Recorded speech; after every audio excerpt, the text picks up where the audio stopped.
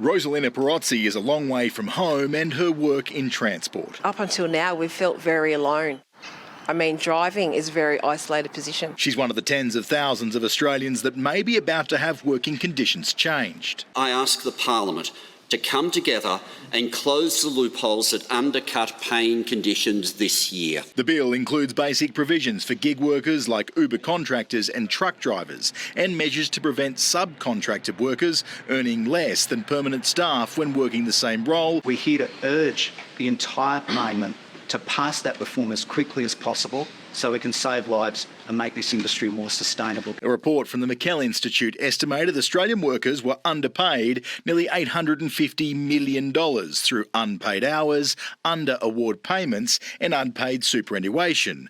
Over 1.3 million Australians were impacted, shortchanged an average of $610 each. This bill is about all those members in the road transport industry who want to make a great contribution to a great industry and come home safely at night to their families.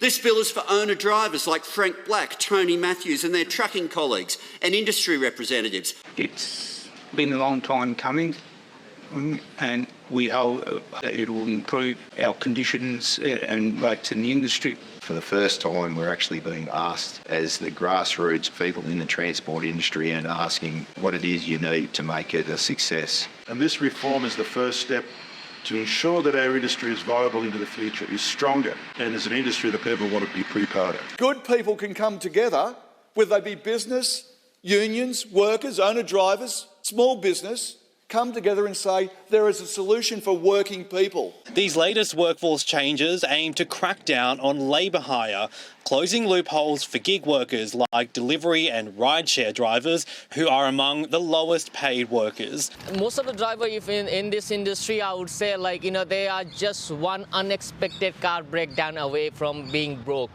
We're just a number. We're not counted as a worker. We have to work hundreds of hours to make a very basic pay to pay off our basic survival needs. No more, says Workplace Relations Minister Tony Burke, warning platforms who do exploit gig workers, the jig is up.